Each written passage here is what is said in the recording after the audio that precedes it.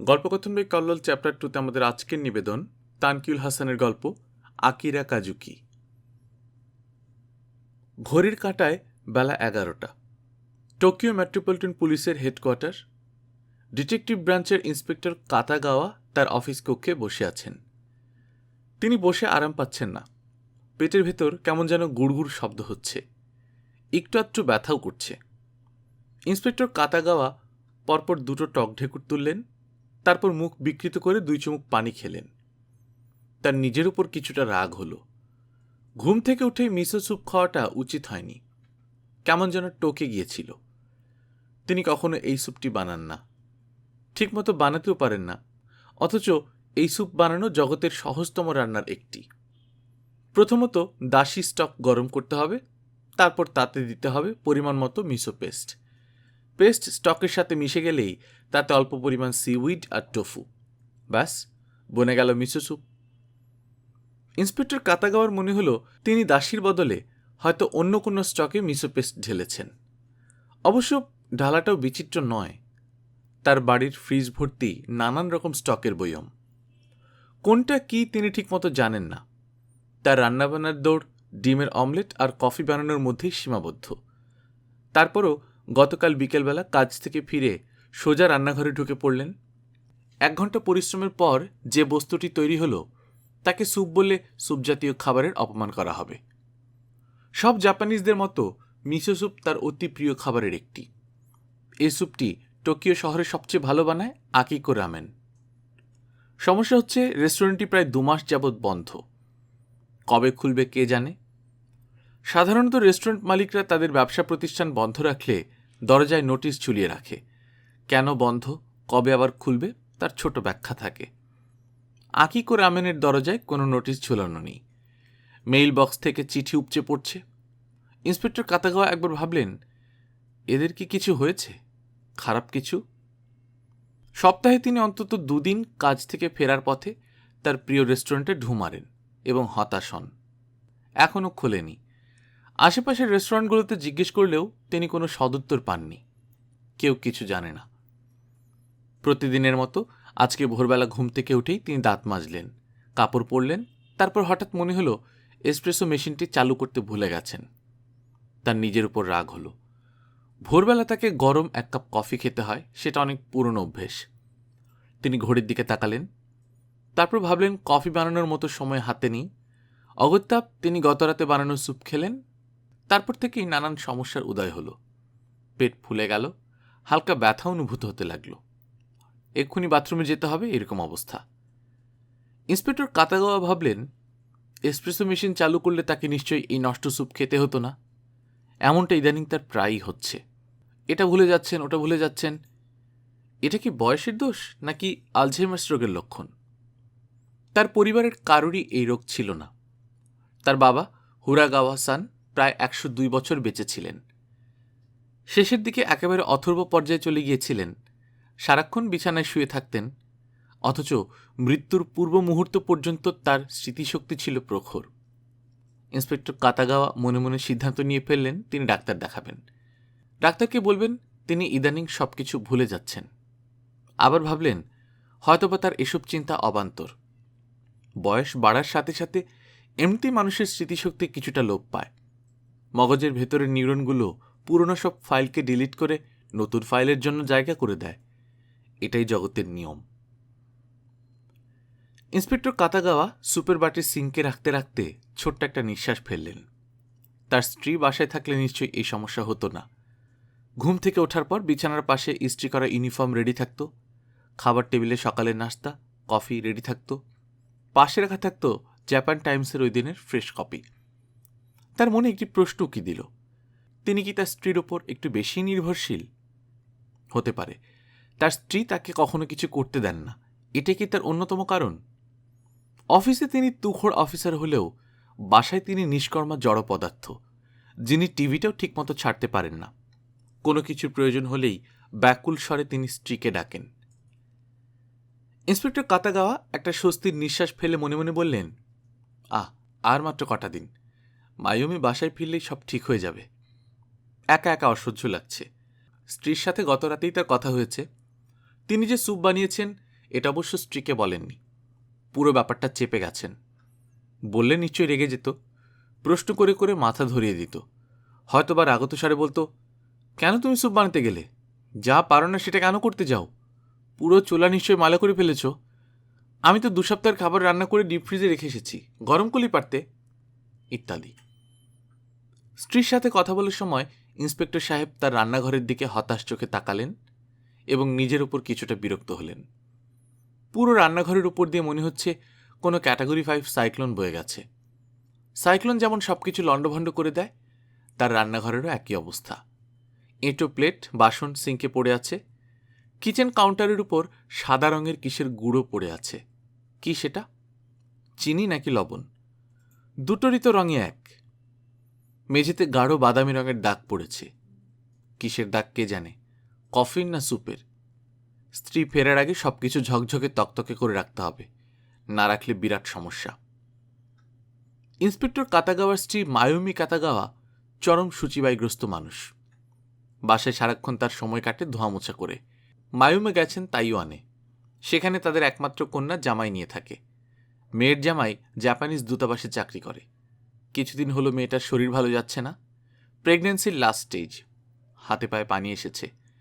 Inspector সাহেবের নিজেরও যাবার কথা ছিল, কিন্তু কাজের চাপে যেতে পারেননি। ইদানিং নতুন কিছু কেস তাকে দেখতে হচ্ছে। এসব কেসের দায়িত্বে ছিলেন তারই সহকর্মী ইন্সপেক্টর শিনজো ফুকুদা। বেচারা কেসের কাজে পাহাড়ে উঠতে গিয়ে পা ভেঙে 1 মাস ধরে বিছানায় শয্যাশায়ী। ইন্সপেক্টর কাতাগাওয়া কাজে মন দিলেন। পেটে এখন সমস্যা করছে না। অফিসে ঢুকেই 2টো পেপটো বিজমল খেয়েছিলেন। মনে হচ্ছে ওষুধটি কাজ করতে শুরু করেছে। আমেরিকান এই ওষুধটি ইন্সপেক্টর সাহেবের প্রিয়। এই ওষুধটি তিনি সবসময় তার ড্রয়ারে রাখেন। ইন্সপেক্টর কাতাগাওয়া তার টায়ের নট ঢিলা করলেন, তারপর ধোঁয়া ওঠা গরম কফির কাপে চুমুক দিলেন। সঙ্গে সঙ্গে তার মনটা ভালো হয়ে গেল। দিনের প্রথম কফি, খেতে ভালো লাগছে। আপাতত কাজে কর্মে মন দেয়া যাক। স্যার, আসবো? ইন্সপেক্টর কাতাগাওয়া চোখ তুলে তাকালেন দরজার দিকে। ক্লার্ক হিদেও ফুকুয়ামা দরজার সামনে দাঁড়িয়ে আছে, মুখটা হাসি হাসি। এই ছেলেটিকে তিনি পছন্দ করেন। বয়স অল্প, কাজে কর্মে পটু। বছর 2 হলো পুলিশ ডিপার্টমেন্টে যোগদান করেছে। তার কাজ হচ্ছে মামলার নথি, আলামত ইত্যাদি গুছিয়ে রাখা। কেসের খাতিরে কোনো তথ্যের প্রয়োজন হলে তা খুঁজে বের করে দেয়া। ইন্সপেক্টর কাতাগাওয়া কফির কাপে ছোট্ট একটি চুমুক দিয়ে বললেন, কি ব্যাপার হিদেও? হিদেও বলল, স্যার, গতকাল যে মৃতদেহ উদ্ধার করেছিলেন সেটার আলামত এনেছি। ঠিক আছে, টেবিলে রেখে যাও। ক্লার্ক হিদেও টেবিলে কেসের আলামত রাখল, তারপর বিনীত ভঙ্গিতে মাথা নট করে ঘর থেকে প্রস্থান করল। ইন্সপেক্টর কাতাগাওয়ার টেবিলের উপর বাদামি রঙের একটা বিশাল কাগজের ঠোঙা, তাতে লাল অক্ষরে ইংরেজিতে লেখা এভিডেন্স, এবং তার নিচে জাপানিজ ভাষায় লেখা আওকিগারা সুইসাইড ফরেস্ট, কেস নং 129/2019। 129 সংখ্যাটি ইন্সপেক্টর কাতাগাওয়াকে কিছুটা আতঙ্কিত করে তুলল। বিগত 7 বছরে এ পর্যন্ত 129 জন জলজ্যান্ত মানুষ এই বনে আত্মহত্যা করেছে। কি ভয়ানক ব্যাপার! গতকাল যে মৃতদেহ তারা উদ্ধার করলেন সেটা পচে গলে বিশ্রী দুর্গন্ধ ছড়াচ্ছিল। দুর্গন্ধ এতটাই বিশ্রী যে তার সাথের 2 জন পুলিশ অফিসার তৎক্ষণাৎ পেটে 2 হাত চেপে ধরে হড়হড় করে বমি করতে শুরু করল। ইন্সপেক্টর কাতাগাওয়া এতে যথেষ্ট বিরক্ত হয়েছিলেন। তিনি মুখে রুমাল চেপে লাশের দিকে তাকালেন। ছোট্ট একটি টেন্টের ভেতর লাশটি পড়ে আছে। লাশের একপাশে মৃত একটি কুকুর। টেন্টের এক কোনায় কীটনাশকের খালি বোতল। তিনি মৃতের বয়স আঁচ করার চেষ্টা করলেন। এ লোকের বয়স কতই বা হবে, 40 বা 45। হাত পা চোখ মুখ সব ফুলে ঢোল। চেহারা চেনার কোনো উপায় নেই। এই বনে এখন পর্যন্ত যতগুলো আত্মহত্যার ঘটনা ঘটেছে তার বেশিরভাগই গলায় ফাঁস নিয়ে। এই লোকটি ব্যতিক্রম। সুইসাইড ফরেস্টে ইন্সপেক্টর কাতাগাওয়ার এটি দ্বিতীয় কেস। তিনি ভাবলেন, এর আগের কেসেরই এখনও কোনো কুল কিনারা করতে পারেননি, এর মধ্যে নতুন কেস। এর আগের কেসের ভিকটিম কোনো ক্লু রেখে যায়নি। ডেড বডির সাথে সাধারণত আইডি ফাইডি থাকে, ওই ডেড বডির সাথে কিছুই ছিল না। ডেন্টাল রেকর্ড, ডিএনএ টেস্ট করেও তাকে শনাক্ত করা গেল না। লোকটা সবাইকে ধাঁধার মধ্যে ফেলে দিয়ে চলে গেল। সাধারণত এমনটা সচরাচর দেখা যায় না। শতকরা 90% সুইসাইড কেসে কোনো না কোনো সুইসাইড নোট থাকে। ইন্সপেক্টর সাহেবের মেজাজ খারাপ হলো। জাপানিজ ছেলেমেয়েদের সমস্যা কি? এরা আত্মহত্যা করছে কেন? কি দুঃখ এদের? প্রাচুর্যে ভরা এদেশের তরুণ তরুণীদের এই অবস্থা কেন? এরা বিয়ে করতে চায় না, সন্তান চায় না, পরিবার চায় না। সেদিন টিভিতে এক খবর দেখে তিনি বিস্মিত হলেন। কম্পিউটার গেমে আসক্ত একদল তরুণ সাইবার ক্যাফেকে তাদের ঘরবাড়ি বানিয়ে ফেলেছে। থাকা, খাওয়া, খেলা সবই সেখানে। এদের বসবাস ইন্টারনেটের অলিক জগতে। কি হচ্ছে দেশটার? ইন্সপেক্টর কাতাগাওয়া হাতে গ্লাভস পরে বাদামি কাগজের ঠোঙাটি খুললেন। ভেতরে একগাদা কাপড়, যাতে কি বৃষ্টি গন্ধ আসছে। তার নিজের উপর কিছুটা রাগ হলো। মুখে ফেস মাস্ক পরা উচিত ছিল। ব্যাগের ভেতর আরেকটা ছোট্ট ট্রান্সপারেন্ট প্লাস্টিকের ব্যাগ আছে। তিনি কাপড়গুলো ব্যাগে ঢুকিয়ে রাখলেন, তবে প্লাস্টিকের ব্যাগটি বাইরে রাখলেন। দেখা যাক কি আছে এতে। ব্যাগ খোলার পর তার চোখে পড়ল একটা কলম, এক তাড়া কাগজ, এক প্যাকেট সিগারেট, এক বোতল সাকে আর নীল রঙের একটি ডায়েরি। কোনো আইডি নেই। ইন্সপেক্টর কাতাগাওয়ার মেজাজ আরও খারাপ হলো। এই লোকটা কোনো আইডি রেখে যায়নি। তিনি ডায়েরিটি হাতে নিলেন। এসব ডায়েরি তার পড়তে ভালো লাগে না, তারপরেও কাজের খাতিরে তাকে এসব পড়তে হয়। ডায়েরির পাতা ভর্তি থাকে মৃত মানুষটির আনন্দ, বেদনা, হতাশা, ব্যঞ্জনা সব গল্প। এসব ডায়েরি পড়লে মনটা বিষাদে ভরে ওঠে। ইন্সপেক্টর কাতাগাওয়া ডায়েরির পাতা উল্টালেন। বৃষ্টির পানিতে এখানে ওখানে লেখা উঠে গেছে। একটি পাতার সাথে অন্য পাতাগুলো সেঁটে আছে। তিনি বেশ কিছুটা সময় নিয়ে অত্যন্ত ধৈর্য সহকারে পাতাগুলো আলাদা করলেন, কিন্তু পাতাগুলোতে কি লেখা আছে তার মর্মোদ্ধার করা গেল না। তিনি লক্ষ্য করলেন ডায়েরির ভেতর ছোট্ট একটি খাম, যার মুখ বন্ধ। ভাগ্যিস খামটিতে পানি লাগেনি। তিনি খামটি খুললেন। ভেতরে এক পাতার বিশাল এক চিঠি। চিঠির মাঝখানে একটা পেপার কাটিং সেটে দেয়া আছে, হয়তোবা চিঠিরই অংশ। ইন্সপেক্টর সাহেব পকেট থেকে তার রিডিং গ্লাসটি বের করলেন। পড়ে দেখা যাক। নিশ্চয়ই সুইসাইড নোট। তিনি চিঠি পড়ায় মন দিলেন। গুটি গুটি অক্ষরে লেখা। জানি না আপনি কে আমার এই চিঠিটি পড়ছেন। একবার ভেবেছিলাম কোনো সুইসাইড নোট রেখে যাব না, তারপরে লিখতে বসলাম। তার কারণ আমার শেষ একটি ইচ্ছা আছে। আমাকে যেন আমার মায়ের কবরের পাশে সমাহিত করা হয়। আমি জানি আমার মৃত্যুতে কারো কিছু আসে যায় না, তারপরেও একজন মৃতের শেষ ইচ্ছাটাকে সম্মান জানানো যে কোনো সংবেদনশীল মানুষের কর্তব্য। আশা করি আপনি তা করবেন। আমার নাম আকিরা কাজুকি। আমি জন্মসূত্রে একজন জাপানি নাগরিক, খ্রিস্টান ধর্মাবলম্বী। আমার বয়স 40 ছুঁই ছুঁই। পেশায় আমি একজন অ্যাকাউন্ট্যান্ট। টোকিওর উয়েনো এলাকার বাসিন্দা আমি। ওখানে স্কুল, কলেজ, বেড়ে ওঠা সব কিছু। আমাদের পরিবারের সদস্য সংখ্যা মোট 3 জন। আমি, আমার মা হিমারি আকিকো, আর আমাদের পোষা কুকুর হায়াটো। হায়াটো নামটি আমি খুব শখ করে রেখেছিলাম। তার কারণ আমার কুকুরটি জাতে ছিল দুর্বার গতির হাউন্ড। সে খুব দ্রুত দৌড়াতে পারত। এবছর সে 15তে পা দিয়েছে। কুকুরের আয়ু অনুযায়ী এখন তার বৃদ্ধকাল। ইদানিং সে সারাক্ষণ কিচেনের ফ্লোরে বসে ঝিমতো। সেই দুর্বার গতির কিছুই আর অবশিষ্ট নেই। হঠাৎ করে আমি কুকুরের কথা কেন লিখছি সেটা নিশ্চয়ই বুঝতে পারছেন। আমার মৃতদেহের পাশে আমার কুকুরের মৃতদেহটিও পাবার কথা। কিছুক্ষণ আগে আমি আমার কুকুরটিকে কীটনাশক খাইয়ে মেরে ফেলেছি। আশ্চর্যের বিষয় হলো, মৃত্যুর পূর্ব মুহূর্ত পর্যন্ত সে আমার দিকে অবাক চোখে তাকিয়েছিল। সে চোখে ক্রোধ, ভালোবাসা না থাকলেও বিস্ময়বোধ ছিল। হায়াটো হয়তোবা পুরো বিষয়টি বুঝতে পেরেছিল। আমি তাকে কাছে ডাকলাম, সে আমার কাছে এলো। তাকে হাঁ করিয়ে তার গলায় পুরো 1 বোতল কীটনাশক ঢেলে দিলাম। সে কোনো প্রতিবাদ করল না, তবে কয়েক সেকেন্ড আমার দিকে অপলক তাকিয়ে রইল। একসময় আমার কোলে মাথা রেখে শুয়ে পড়ল। দেখে মনে হলো যেন সে ঘুমিয়ে পড়েছে। কি প্রশান্তির ঘুম! আমার বাবা নেই। আমার মা আমার কাছে সবকিছু ছিলেন। আমাকে কখনো বাবার অভাব বুঝতে দেননি। ভালোবাসা দিয়ে সেই অভাবটুকু পূরণ করে দিয়েছিলেন আমার মা। আমার কখনো মনে হতো না আমার বাবা নেই।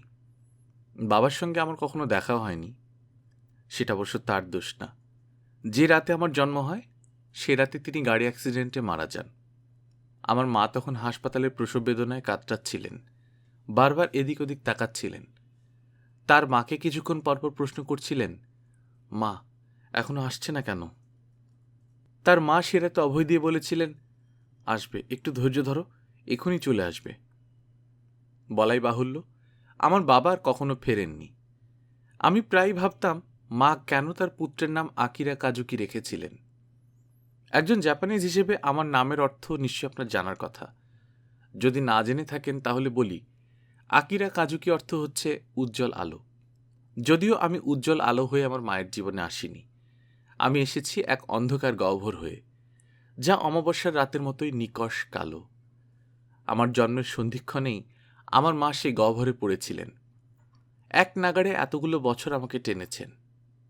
মাত্র 23 বছর বয়সে আমার মা তার স্বামীকে হারান। তিনি আর বিয়ে করেননি, অথচ সে সুযোগ তার ছিল। তিনি সুশ্রী মহিলা ছিলেন, তারপরেও তার জীবনের পুরোটাই উৎসর্গ করেছেন আমার পেছনে। মানুষ হিসেবে আমি খুব একাকী, নির্লিপ্ত গোছের মানুষ। আমার কোনো বন্ধুবান্ধবও নেই। আমার বয়স প্রায় 40 হতে চলল, অথচ আমি এখনো বিয়ে করিনি। আজ পর্যন্ত কোনো মেয়ের সাথে ডেটে যাইনি। আমার অফিসে সবাই আমাকে এড়িয়ে চলত। মেয়েরা আমার দিকে অদ্ভুত চোখে তাকাতো, যেন আমি ভিন গ্রহের কোনো বাসিন্দা। এসব আমার গা সওয়া হয়ে গিয়েছিল। এসব নিয়ে খুব একটা মাথা ঘামাতাম না। বছর 35 বয়স হওয়ার পর আমার ডায়াবেটিস রোগ ধরা পড়ল। প্রথমে ভেবেছিলাম টাইপ 2 ডায়াবেটিস, পরে দেখলাম তা না, টাইপ 1 ডায়াবেটিস হয়েছে আমার।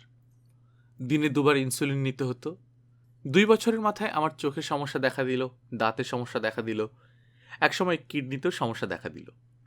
আমি জানতাম অল্প কিছুদিনের মধ্যেই আমাকে ডায়ালাইসিসে যেতে হবে। আমার মাথায় ইদানিং টাক পড়েছে, অথচ কিছুদিন আগেও আমার মাথা ভর্তি চুল ছিল।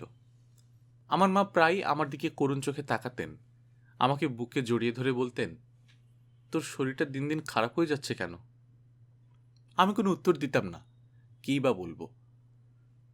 প্রতিটি মানুষের একটা গোপন জীবন থাকে, সেখানে সে একাই বাস করে। আমার নিজের একটা গোপন জীবন ছিল, ছিল কিছু বাজে অভ্যাসও। আমি মদ এবং মাদকদ্রব্যে আসক্ত ছিলাম। আমার মা এসব জানতেন না। বিগত 16-17 বছরে এমন একটি দিনও নেই যেদিন আমি মদ্যপান করিনি। প্রতিটি মানুষেরই শারীরিক চাহিদা থাকে, আমারও ছিল। যেহেতু আমার কোনো প্রেমিকা ছিল না, আমি মাসে 2-1 বার বেশ্যা বাড়িতে যেতাম। টাকার বিনিময়ে নিজের ক্ষুধা মেটাতাম। আচ্ছা, আপনাকে এই তথ্যটা না দিলেও চলতো। কেন দিলাম কে জানে। থাক, যেহেতু লিখে ফেলেছি আর বদলাচ্ছি না। নতুন করে লিখতেও ইচ্ছা করছে না। আমার হাতে সময় অল্প। সব কিছুর পরও আমার দিনকাল ভালোই যাচ্ছিল। আমার মা অসম্ভব কর্মঠ মহিলা ছিলেন।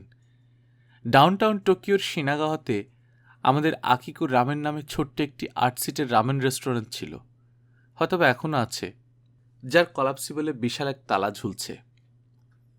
এটুকু পড়ার পর ইন্সপেক্টর কাতাগাওয়ার মনটা খারাপ হয়ে গেল। তিনি এই লোকটিকে চেনেন, কতবার তার কাছ থেকে স্যুপ কিনেছেন। লোকটার মাকেও তিনি চেনেন, কি আশ্চর্য। আবার চিঠি পড়ায় মন দিলেন। শিনাগাওয়া যেহেতু অফিস পাড়া, বেলা 11টার দিকে আমাদের রেস্টুরেন্টের সামনে লোকজনের জটলা লেগে যেত। সবার উদ্দেশ্য আকিকো রামেনে লাঞ্চ করার। সপ্তাহখানেক আগের কথা, সেদিন মাকে দেখতে হাসপাতালে গেছি। মায়ের কেবিনে বসে আছি, ডাক্তার আমার মাকে পরীক্ষা করছেন। হঠাৎ ওই দিনের জাপান টাইমসের পত্রিকাটি আমার চোখে পড়ল। আমি পত্রিকাটি হাতে নিলাম। এটি আমার প্রিয় পত্রিকা। ছোটবেলা থেকেই আমি এই পত্রিকার একজন নিবিষ্ট পাঠক। 10 বছর বয়স থেকে পড়ছি। আমার মাও পড়তেন। পাতা উল্টাতে লাগলাম। ট্রাভেল অ্যান্ড লেজার পাতার একটি খবর আমার চোখ এড়ালো না। তাতে আমাদের রেস্টুরেন্ট নিয়ে ছোট্ট একটা খবর ছাপা হয়েছিল। আমি পেপার কাটিংটি আমার এই চিঠিতে সেঁটে দিলাম।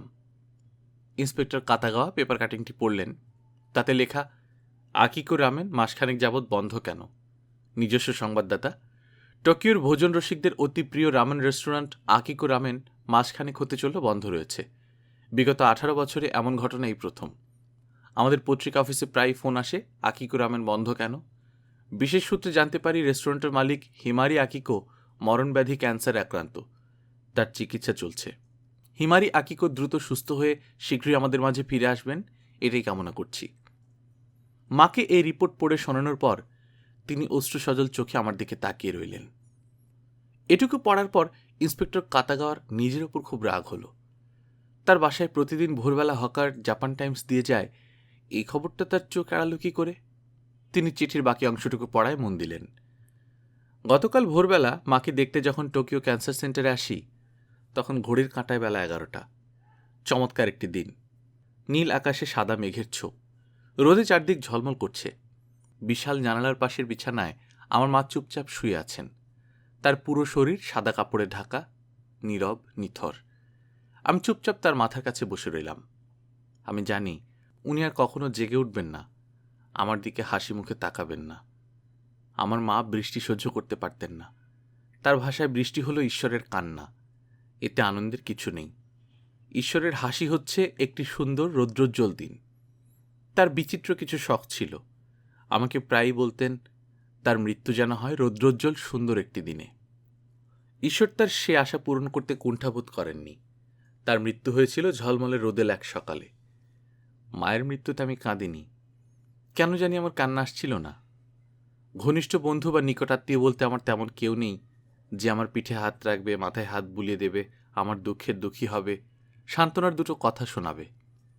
আমার চিন্তা, চেতনা আর অবয়ব জুড়ে এই পৃথিবীতে শুধু একজনই ছিলেন, যিনি এখন আর নেই।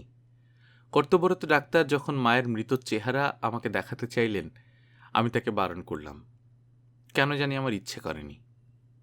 আমার কল্পনায় আমার জীবিত মায়ের সুন্দর মুখখানা জীবন্ত থাকুক, এটাই ছিল আমার জীবনের গল্প। আমার শেষ ইচ্ছাটা আশা করি পূরণ করবেন। ইন্সপেক্টর কাতাগাওয়া চিঠিটি ব্যাগে ঢুকিয়ে রাখলেন। তার দুটো চোখ ঝাপসা হয়ে আছে। গল্পকথন বাই কল্লোল চ্যানেলে আপনারা শুনছিলেন লেখক তানকিউল হাসানের গল্প আকিরা কাজুকি। এই গল্পটি আমরা নিয়েছি লেখকের প্রকাশিত কেচ্ছা বইটি থেকে। কেচ্ছা বইটি প্রকাশিত হয়েছে উৎস প্রকাশন থেকে 2020 সালের বইমেলায়। আপনারা যারা রকমারি থেকে বইটি সংগ্রহ করতে চান তারা বইটির লিঙ্ক দিয়ে দিচ্ছি, আপনারা সেখান থেকে সংগ্রহ করে নিতে পারেন। মোট 22-23টি গল্প আছে, আশা করছি আপনাদের ভালো লাগবে। বেশ কিছু গল্প আমি ইতিমধ্যে এই চ্যানেলে পড়েও শুনিয়েছি, আপনারা যদি চান সেগুলো আবার শুনে নিতে পারেন। গল্প পাঠ ভালো লাগলে বন্ধুদের সাথে শেয়ার করবেন। নিজে ভালো থাকবেন, আশেপাশের লোকজনকে ভালো রাখবেন। টাটা।